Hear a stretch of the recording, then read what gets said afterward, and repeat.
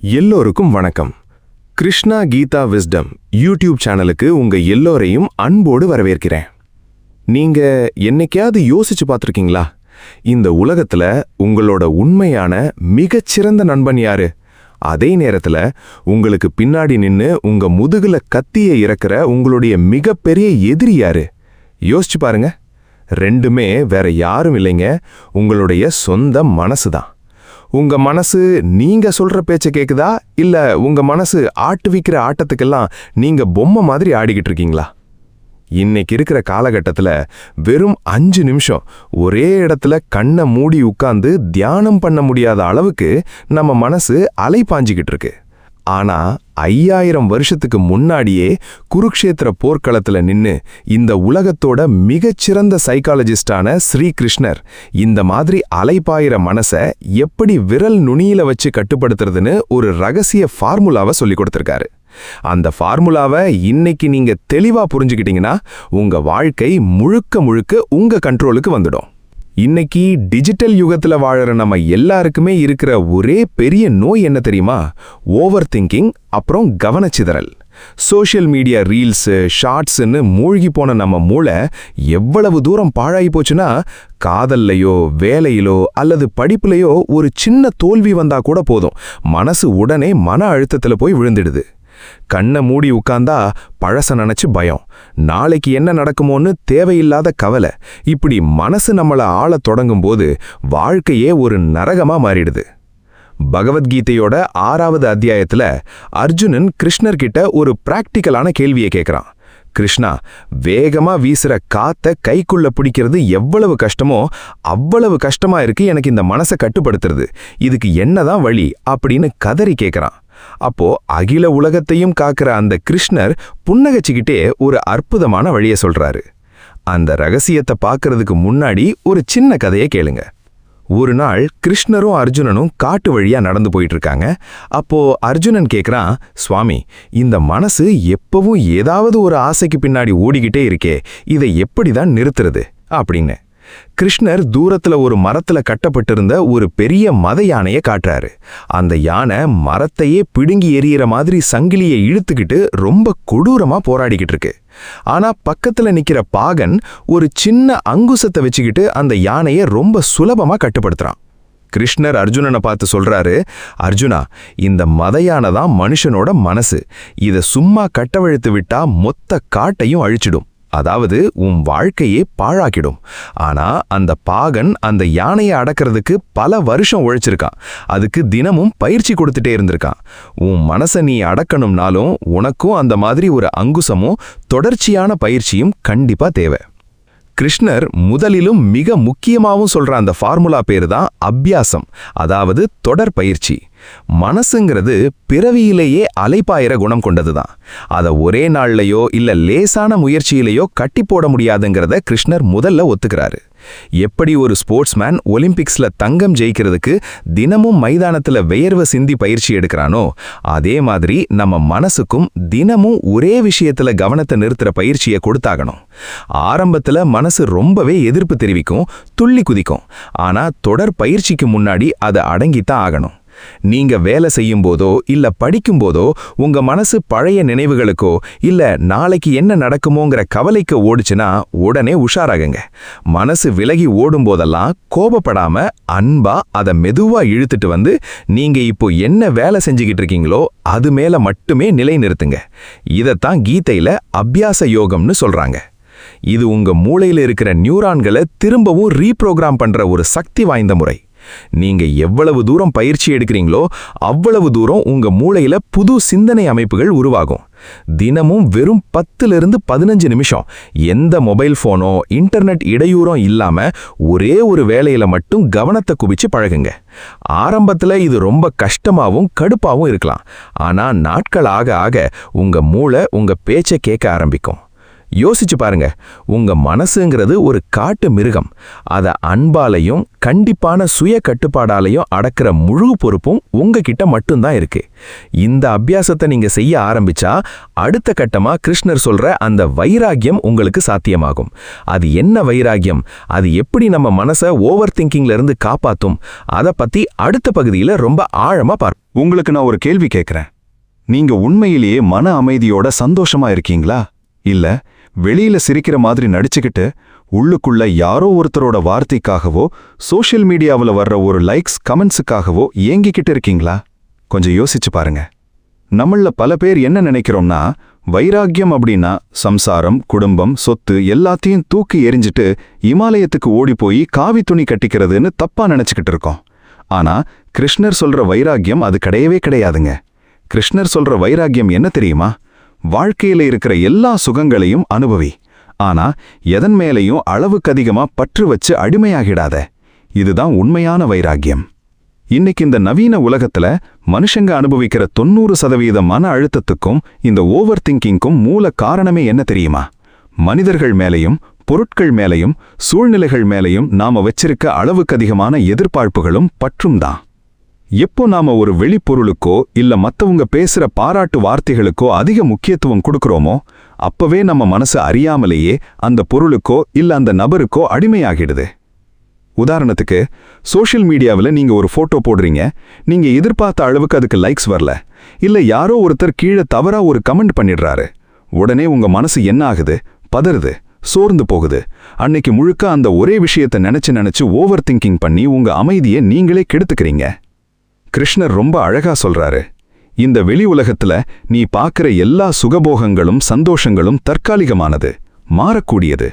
அதனால அதனோட மேலே இருக்கிற அளவுக்கு அதிகமான ஆசையையும் மனரீதியான சார்ந்து வாழும் தன்மையையும் உன் புத்தியால கட் பண்ணு. உங்க வாழ்க்கையோட சந்தோஷம், அமைதிக்கான ரிமோட் கண்ட்ரோலை என்னைக்குமே அடுத்தவன் கையிலையோ இல்ல வெளி சூழ்நிலைகள் கையிலையும் கொடுக்காதீங்க.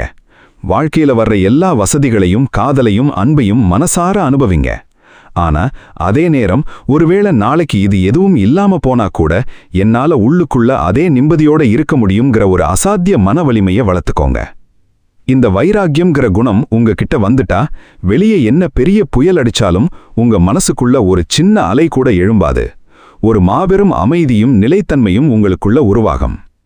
யோசிச்சு பாருங்க, மத்தவங்க நம்மள பத்தி என்ன நினைப்பாங்களோன்னு கவலைப்பட்டே நம்ம வாழ்க்கையில எவ்வளவு நேரத்தை வீணடிச்சிருக்கோம். இந்த பற்றற்ற நிலையை வளர்த்துக்கிட்டா மனசுல இருக்கிற பாதி அளவு தேவையில்லாத குப்பைகள் வெளியே போயிடும்.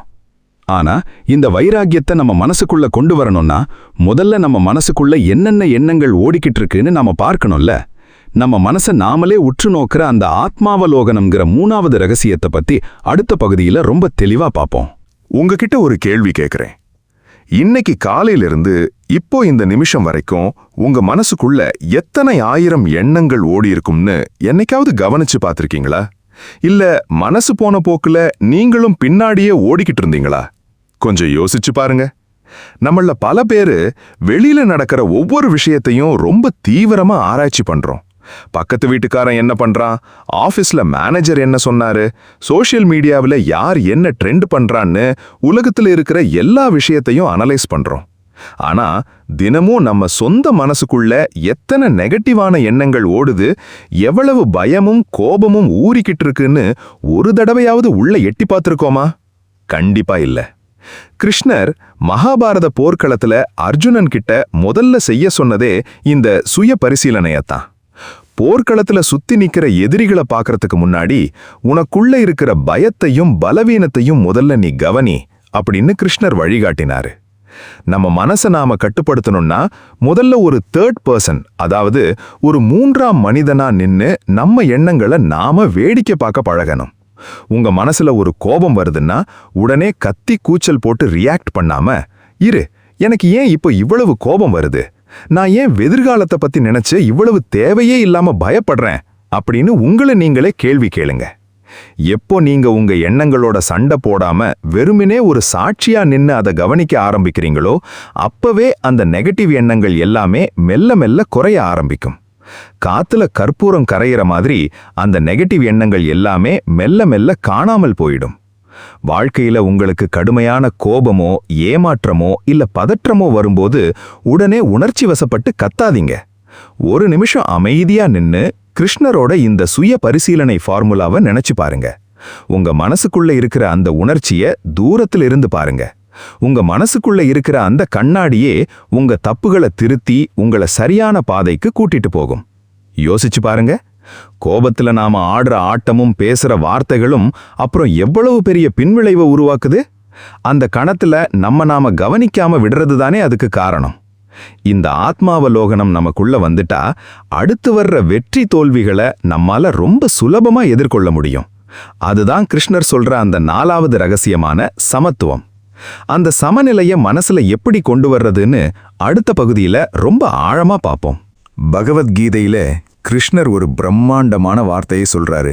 சமத்துவம் யோக உச்சதே அப்படின்னா என்ன தெரியுமா? வாழ்க்கையில பெரிய வெற்றியோ லாபமோ வரும்போது தலைகால் புரியாம ஆடுறதும் இல்லாம, அதே நேரத்துல தோல்வியோ நஷ்டமோ வரும்போது அழுது புலம்பி மூளையில முடங்கி போகாம ரெண்டையுமே ஒரே மனநிலையோடு சமமா ஏத்துக்கிற அந்த மன வலிமைக்கு பேருதான் சமத்துவம். உங்ககிட்ட ஒரு கேள்வி கேட்கிறேன். இன்னைக்கு நம்ம வாழ்க்கையில ஒரு சின்ன பின்னடைவு வந்தா கூட ஏன் நம்ம மனசு அப்படியே நொறுங்கி போயிடுது? ஆபீஸ்ல ஒரு சின்ன திட்டு, படிப்புல ஒரு சின்ன மார்க் குறைவு, காதல்ல ஒரு சின்ன சண்டை, உடனே மனசு ஏன் டிப்ரெஷனுக்குள்ள ஓடுது? யோசிச்சு பாருங்க. காரணம், நம்ம கிட்ட இந்த சமத்துவம்ங்கிற இமோஷனல் பேலன்ஸ் இல்லவே இல்லை. மனுஷனோட வாழ்க்கைங்கிறது பகல் இரவு மாதிரி மாறி மாறி வர்ற ஒரு சக்கரங்க. இங்க எதுவுமே நிரந்தரம் கிடையாது. சந்தோஷம் வந்தா இதுவும் கடந்து போகும், இது என் நிரந்தர நிலை இல்லைன்னு பணிவா இருக்க கத்துக்கணும். துக்கம் வந்தாலும் இதுவும் கண்டிப்பா கடந்து போகும்னு தைரியமா எதிர்கொள்ள கத்துக்கணும். மகாபாரத போர்க்களத்துல கிருஷ்ணரோட வாழ்க்கையை கொஞ்சம் உற்று பாருங்க. ஒரு பக்கம் சொந்த பந்தங்கள் இறந்து கிடக்குறாங்க, இன்னொரு பக்கம் போரின் பேரழிவு. ஆனா கிருஷ்ணரோட முகத்துல இருக்கிற அந்த மெல்லிய புன்னகையும் அமைதியும் ஒரு செகண்ட் கூட மாறவே இல்லை. ஏன்னா அவருக்கு இயற்கை விதியும் தெரியும், இந்த சமத்துவ நிலையும் தெரியும். இந்த சமத்துவ குணத்தை நீங்க உங்களுக்குள்ள வளர்த்துக்கிட்டீங்கன்னா வெளியில நடக்கிற எந்த கெட்ட சம்பவமோ இல்ல மத்தவங்க பேசுற கேவலமான விமர்சனங்களும் உங்க உள்ளூர் அமைதிய ஒரு துளி கூட அசைக்க முடியாது. வாழ்க்கை உங்க முன்னாடி தூக்கி போடுற ஒவ்வொரு கசப்பான அனுபவத்தையும் உங்க ஆத்ம வளர்ச்சிக்கு கிடைச்ச ஒரு பாடம்னு நினைச்சு கடந்து போயிட்டே இருப்பீங்க. யோசிச்சு பாருங்க. வர்ற உயர்வுக்கும் தாழ்வுக்கும் நடுவுல ஊஞ்சலாடாம பாறை மாதிரி நிலையா நிக்கிற மனசு கிடைச்சா வாழ்க்கை எவ்வளவு அழகா இருக்கும். ஆனா இந்த சமநிலையை அடையணும்னா நம்ம மனசு சொல்ற உணர்ச்சிகளோட அலைகளுக்கு அடிமையாகாம நம்ம புத்தியை பயன்படுத்தி முடிவெடுக்கணும்ல. அதுதான் கிருஷ்ணர் சொல்ற அந்த 5வது ரகசியமான புத்தி யோகம். அந்த புத்தியை வச்சு மனசை எப்படி ஆள்றதுன்னு அடுத்த பகுதியில ரொம்ப சுவாரஸ்யமா பார்ப்போம். உங்ககிட்ட ஒரு கேள்வி கேட்கிறேன். நீங்க காலையில சீக்கிரம் எழுந்திருச்சு படிக்கணும் இல்ல உடற்பயிற்சி செய்யணும்னு நினைக்கும்போது உங்க மனசு என்ன சொல்லும்? இன்னும் ஒரு 5 நிமிஷம் தூங்குடா, அப்புறம் பார்த்துக்கலான்னு சொல்லும்ல. அதே மாதிரி இன்னும் அரை மணி நேரம் இன்ஸ்டாகிராம் ரீல்ஸ் மட்டும் பார்த்துட்டு அப்புறம் வேலை செய்யலான்னு மனசு கூப்பிடும்போது நீங்க என்ன பண்றீங்க? மனசு சொல்ற பேச்சு கேட்டு அந்த தற்காலிக சுகத்துல போய் விழுகிறீங்களா? கொஞ்சம் யோசிச்சு பாருங்க. நம்ம மனசுங்கிறது எப்பவுமே தற்காலிகமான சுகத்தை மட்டுமே விரும்பும் ஒரு சின்ன குழந்தை மாதிரிங்க. அதுக்கு எது நல்லது எது கெட்டதுன்னு யோசிக்க தெரியாது. உடனே கிடைக்கிற அந்த சின்ன சந்தோஷத்துக்காக உங்க எதிர்காலத்தையே அடகு வைக்க தயங்காது. ஆனா உங்களுக்குள்ள இருக்கிற புத்தி தான் தூர நோக்கோட யோசிக்கும். எது சரி எது தவறு, எது உங்களோட நீண்ட கால வாழ்க்கைக்கு நல்லதுன்னு துல்லியமா கணக்கு போடும்.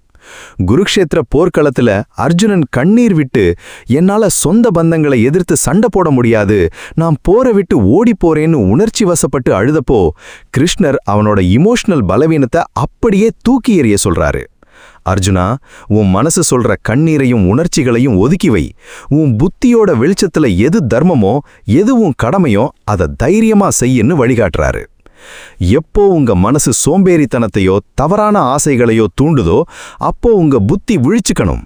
மனசுங்கிற கட்டுக்கடங்காம குதிரை கண்டபடி ஓடாம இருக்க புத்திங்கிற கடிவாளத்தை இறுக பிடிச்சு அதோட முழு அதிகாரத்தையும் உங்க கைக்கு கொண்டு வரணும்.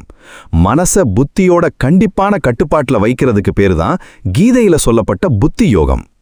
உங்களோட கெரியர், பிசினஸ், படிப்பு அல்லது சொந்த வாழ்க்கையில எந்த ஒரு முக்கியமான முடிவெடுக்கும் போதும் தயவு செஞ்சு உணர்ச்சிகளின் அலையில அடிச்சிட்டு போகாதீங்க. கிருஷ்ணரை போல பிரசாந்தமா உட்கார்ந்து புத்தியால யோசிங்க. உணர்ச்சிகளின் கைப்பாவையா வாழ்றதை விட்டுட்டு உங்க புத்தியையே ராஜாவாக்கி இந்த முழு மனசையும் ஆள கத்துக்கோங்க. யோசிச்சு பாருங்க, மனசு சொல்ற பேச்சுக்கெல்லாம் தலையாட்டாம புத்தி சொல்ற சரியான பாதையில நாம நடக்க ஆரம்பிச்சா நம்ம வாழ்க்கை எந்த அளவுக்கு பிரம்மாண்டமா மாறும். ஆனா இந்த புத்தி தெளிவா வேலை செய்யணும்னா நாம சாப்பிடுற உணவும் நம்ம வாழுற வாழ்க்கை முறையும் ரொம்ப சுத்தமா இருக்கணும்ல. அதுதான் கிருஷ்ணர் சொல்ற அந்த 6வது ரகசியமான ஆகார விகார ஒழுக்கம். தவறான உணவு முறையும் தூக்கமின்மையும் எப்படி நம்ம மனசை சீரழிக்குதுன்னு அடுத்த பகுதியில ரொம்ப ஆழமா பார்ப்போம். உங்ககிட்ட ஒரு கேள்வி கேட்குறேன். நீங்க தினமும் ராத்திரி எத்தனை மணிக்கு தூங்குறீங்க? தூங்குறதுக்கு முன்னாடி மொபைல் ஃபோனை பக்கத்தில் வச்சுக்கிட்டு ஃபோன் டிஸ்பிளே வெளிச்சத்தில் கண்ட வீடியோக்களையும் ரீல்ஸ்களையும் பார்த்துக்கிட்டே தூக்கத்தை கெடுத்துக்கிறீங்களா? அப்புறம் காலையில் எழுந்திருக்கும் போது தலபாரத்தோடையும் எரிச்சலோடையும் எழுந்திருக்கிறீங்களா? கொஞ்சம் யோசிச்சு பாருங்க. நம்மள பல பேர் என்ன நினைக்கிறோம்னா, மனசுங்கிறது உடம்புல இருந்து தனித்து இயங்குற ஏதோ ஒரு விஷயம்னு தப்பா நினைச்சுக்கிட்டு இருக்கோம். ஆனா உண்மை என்ன தெரியுமா? உங்க உடம்பும் மனசும் ரெண்டும் வேற வேற இல்லைங்க. நீங்க உடம்புக்குள்ள என்ன போடுறீங்களோ அதுதான் உங்க மனசா வெளியே வருது. பகவத்கீதையோட 6வது அத்தியாயத்துல கிருஷ்ணர் ரொம்ப தெளிவா ஒரு சட்டத்தை போடுறாரு. அளவுக்கு அதிகமா சாப்பிடுறவனுக்கும் சுத்தமா சாப்பிடாம பட்டினி கிடக்கிறவனுக்கும், அளவுக்கு அதிகமா தூங்குறவனுக்கும் ராத்திரி முழுக்க தூங்காம விழிச்சிருக்கிறவனுக்கும் இந்த மனசை ஜெயிக்கிறது சாத்தியமே இல்லை. நம்ம முன்னோர்களும் சனாதன அறிவியலும் என்ன சொல்லுதுன்னா, நாம சாப்பிடுற உணவு 3 வகைப்படும். சாத்விக உணவு, ராஜசிக உணவு, தாமசிக உணவு. அளவுக்கு அதிகமான காரம், எண்ணெயில பொரிச்ச ஜங்க் ஃபுட்ஸ், அப்புறம் கெட்டுப்போன தாமசிக உணவுகளை நாம சாப்பிடும் போதும் ராத்திரி முழுக்க தூங்காம சோஷியல் மீடியாவில் நெகட்டிவ் விஷயங்களை மூளைக்குள்ள திணிக்கும் போதும் நம்ம மனசு ஜடமாகி சோம்பேறித்தனமும் தேவையில்லாத கோபமும் மன அழுத்தமும் தன்னால அதிகமாகும். சுத்தமான சாத்விக உணவு, சரியான நேரத்துல தூக்கம், அப்புறம் மிதமான உடற்பயிற்சி, இது 3 தான் உங்க மனசை எப்பவும் சுறுசுறுப்பாவும் தெளிவாவும் வச்சுக்கும். ஆரோக்கியமான உடம்புல தான் தெளிவான மனசு வாழ முடியுங்கிறத நாம மறந்துடவே கூடாது.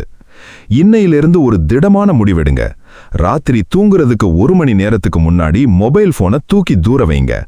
சரியான நேரத்துல சாப்பிடுங்க. உங்க அன்றாட வாழ்க்கைய ஒரு ஒழுக்கமான கட்டமைப்புக்குள்ள கொண்டு வாங்க. கிருஷ்ணர் சொல்ற இந்த வாழ்க்கை முறை ஒழுக்கத்தை நீங்க கடைபிடிக்க ஆரம்பிச்சாலே உங்க உடம்பும் மனசும் நீங்க சொல்ற பேச்ச அப்படி தட்டாம கேட்க ஆரம்பிக்கும்.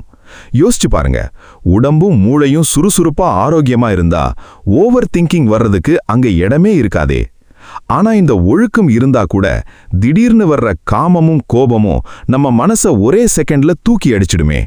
அந்த ஆபத்தான காம குரோதங்களை எப்படி கட்டுப்படுத்துறதுன்னு கிருஷ்ணர் சொல்ற 7வது ரகசியத்தை அடுத்த பகுதியில ரொம்ப எச்சரிக்கையோட பார்ப்போம். உங்ககிட்ட ஒரு கேள்வி கேட்குறேன்.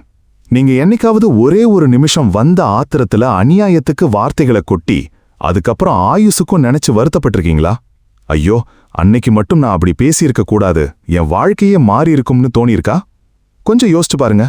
கிருஷ்ணர் பகவத்கீதையில ஒரு மனிதனை நரகத்துக்கு கூட்டிட்டு போற 3 பெரிய வாசல்களை சொல்றாரு. அதுல முதல் 2 வாசல்கள் தான் காமம், அளவுக்கு அதிகமான ஆசை, மற்றும் குரோதம், கட்டுக்கடங்காத கோபம். இது ரெண்டும் ஒன்னோட ஒன்னு பின்னி பிணைஞ்ச விஷயங்க. ஒரு பொருளோ இல்ல ஒரு நபரோ மேல நமக்கு அளவுக்கு அதிகமான பேராசை உருவாகுது. அந்த ஆசை நிறைவேறாம போகும்போது அடுத்த செகண்டே நமக்குள்ள என்ன பிறக்குது தெரியுமா? கொடூரமான கோபம் பிறக்குது. கோபம் வந்த உடனே மனுஷனுக்கு சம்மோகம் உருவாகும். அப்படின்னா எது சரி எது தப்புங்கிற தெளிவே இல்லாம போயிடும். அதனால அவனோட புத்தியும் விவேகமும் முற்றிலும் அழிஞ்சு கடைசியில அவனோட வாழ்க்கையே நாசமாயிடும். கோபம்ங்கிறது ஒரு நிமிஷ பைத்தியக்காரத்தனங்க. அந்த ஒரே ஒரு நிமிஷ ஆவேசத்துல நாம எடுக்கிற தவறான முடிவுகளும் நாம பேசுற கொடூரமான வார்த்தைகளும் நம்ம வருஷ கணக்கு உழைப்பையும் அழகான உறவுகளையும் ஒரே நொடியில சுக்குநூறா உடைச்சிரும். கிருஷ்ணர் இந்த கோபத்தோட சங்கிலி தொடர் வினைய, செயின் ரியாக்ஷனை நமக்கு ரொம்பவே சைக்கலாஜிக்கலா உடைச்சு காட்டுறாரு. உங்களுக்கு வாழ்க்கையில கடுமையான கோபமோ இல்ல ஆவேசமோ வரும்போது கிருஷ்ணரோட இந்த தத்துவத்தை மனசுல நினைச்சு பாருங்க.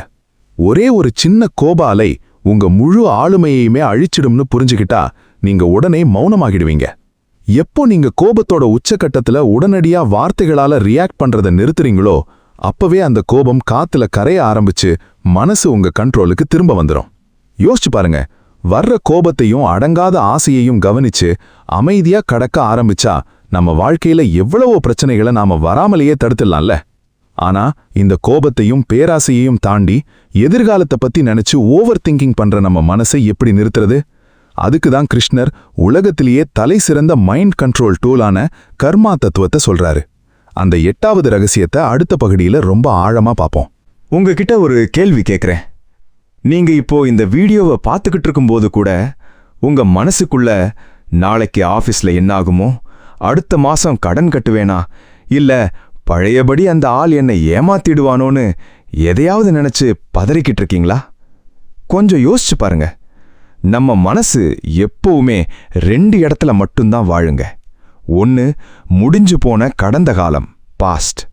இன்னொன்னு இன்னும் பிறக்கவே இல்லாத எதிர்காலம், ஃபியூச்சர்.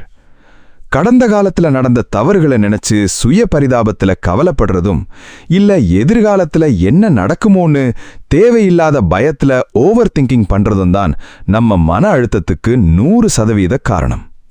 ஆனா இந்த 2க்கும் நடுவுல நிகழ்காலம் அப்படின்னு ஒன்னு இருக்கிறதையே நம்ம மனசு சுத்தமா மறந்துடுது. இதத்தான் கிருஷ்ணர் பகவத்கீதையோட ஆகச்சிறந்த மந்திரமான அந்த ஸ்லோகத்துல சொல்றாரு. கர்மண்யே வாதிகாரஸ்தே மா பலேஷு கதாச்சனா. இந்த ஸ்லோகத்துக்கு என்ன அர்த்தம் தெரியுமா?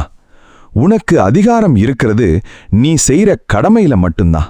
அதோட பலன் மேல உனக்கு எந்த அதிகாரமும் இல்லை. இது ஏதோ சும்மா தத்துவம் இல்லைங்க.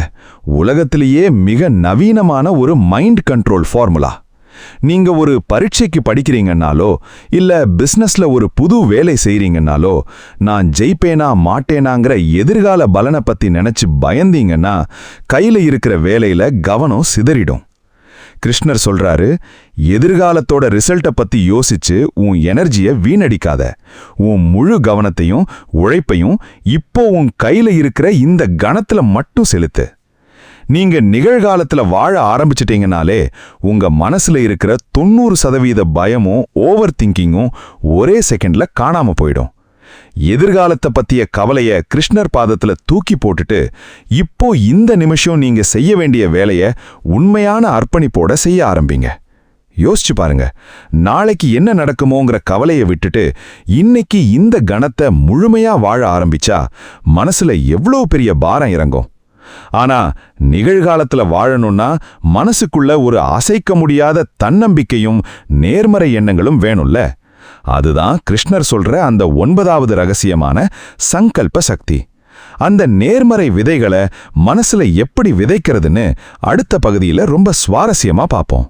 உங்ககிட்ட ஒரு கேள்வி கேட்குறேன். நீங்க தினமும் காலையில தூக்கத்திலிருந்து எழுந்திருக்கும்போது உங்க மனசுக்குள்ள முதல் எண்ணமா என்ன வருது? ஐயோ, இன்னைக்கு திரும்பவும் அதே நரகமான நாளா? என்னால இந்த வேலையை சரியா செய்ய முடியுமா? என் வாழ்க்கையில மட்டும் ஏன் எப்பவும் கஷ்டமே வருது அப்படின்னு உங்களை நீங்களே தாழ்த்தி பேசிக்கிறீங்களா? கொஞ்சம் யோசிச்சு பாருங்க. நம்ம மனசுக்கு ஒரு இயல்பான குணம் இருக்குங்க.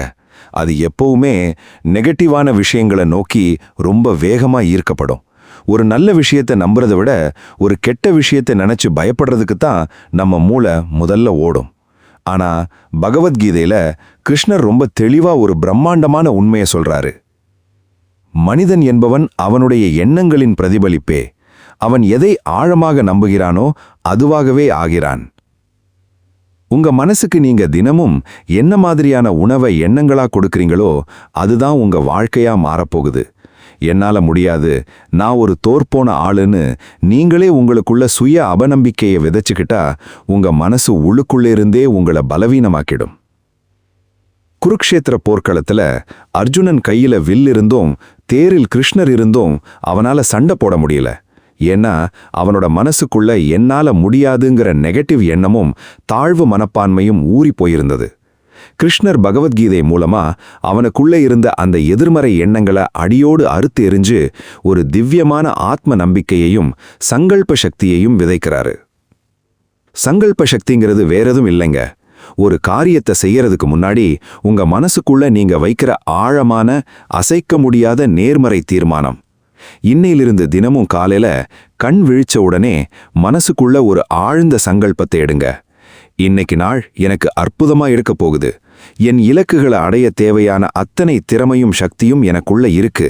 வர்ற எந்த சவாலையும் என்னால எதிர்கொள்ள முடியும் அப்படின்னு மனசார நம்பி சொல்லுங்க.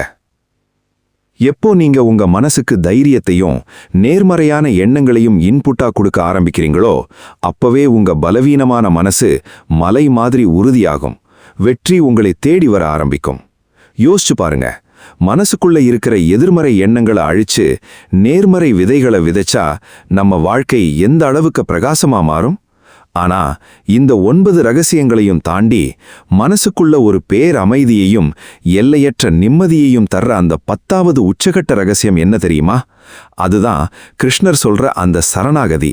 அத பத்தியும் இந்த 10 ரகசியங்களோட கிளைமேக்ஸ் முடிவை பத்தியும் அடுத்த பகுதியில ரொம்ப உணர்ச்சிபூர்வமா பார்ப்போம். கடந்த 9 பகுதிகளா அபியாசம், வைராகியம், ஆத்மாவலோகனம், சமத்துவம், புத்தியோகம், ஆகார விகார ஒழுக்கம், காமக்ரோத கட்டுப்பாடு, கர்மா மற்றும் சங்கல்ப சக்தின்னு மனச ஆள்ற 9 மாபெரும் ரகசியங்களை ரொம்ப ஆழமா பார்த்தோம்ல. இப்போ அதோட உச்சகட்டமான கிருஷ்ணர் பகவத்கீதையோட கடைசியில உலகத்துக்கே அருளிய அந்த 10வது பரம ரகசியம் சரணாகதி. உங்ககிட்ட நான் ஒரு கடைசி கேள்வி கேட்குறேன். நீங்க எல்லாத்தையும் உங்க தலையில தூக்கி வச்சுக்கிட்டு எல்லாத்தையும் நானே தான் செய்யணும், நானே தான் காப்பாற்றணும்னு நினைச்சு மனபாரத்தால மூச்சு முட்டி வாழ்ந்துகிட்டு இருக்கீங்களா? ஏன் எனக்கு மட்டும் இப்படி நடக்குது, என் வாழ்க்கை என்ன ஆகுமோன்னு யோசிச்சு உங்க அமைதியை நீங்களே இழந்து நிற்கிறீங்களா? கொஞ்சம் நெஞ்ச தொட்டு யோசிச்சு பாருங்க. மனுஷனோட மனசுக்கு வர்ற மிகப்பெரிய எதிரியே அவனோட அகங்காரம்தாங்க. எல்லாத்தையும் நான் தான் பண்றேன், ஏன் புத்தியால தான் எல்லாம் நடக்குதுன்னு நாம நினைக்கும்போது தான் பயமும் தூக்கமில்லாத இரவுகளும் மன அழுத்தமும் நம்ம சூழ்ந்துக்குது. பகவத்கீதையோட 18வது அத்தியாயத்துல அத்தனை பாடங்களையும் சொல்லி முடிச்சப்புறம் கிருஷ்ணர் அர்ஜுனனை பார்த்து தன் 2 கைகளையும் விரிச்சு ஒரு அபயக் குரல்ல சொல்றாரு, சர்வ தர்மான் பரித்யஜ்ய மாமேகம் சரணம் விரஜ. அப்படின்னா என்ன தெரியுமா? அர்ஜுனா, உன் கவலைகள், உன் பயங்கள், உன் அகங்காரம், உன் மனபாரம் எல்லாத்தையும் என் பாதத்துல தூக்கி போட்டுட்டு முழுமையா என்கிட்ட சரணடைஞ்சிடு. உன்னை அத்தனை பாவங்கள்லையும் துன்பங்கள்லையும் இருந்து நான் விடுவிக்கிறேன், நீ கலங்காத அப்படின்னு கிருஷ்ணர் வாக்கு தர்றாரு. சரணாகதி அப்படின்னா சோம்பேறித்தனமா உட்காந்துக்கிட்டு வேலையே செய்யாம இருக்கிறது கிடையாதுங்க.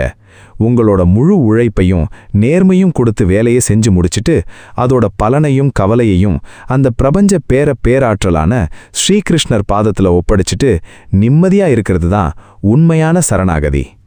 என் வாழ்க்கையில இன்னைக்கு என்ன நடந்தாலும் அது என் நன்மைக்கு தான் நடக்குது, அகில உலகத்தையும் காக்கிற அந்த எம்பெருமான் கிருஷ்ணன் என் கையை பிடிச்சு கூட்டிட்டு போறாங்கிற அந்த ஆழமான நம்பிக்கை உங்களுக்குள்ள வந்துட்டா உங்க மனசுல இருக்கிற அத்தனை பாரமும் ஒரே செகண்ட்ல இறங்கிடும்.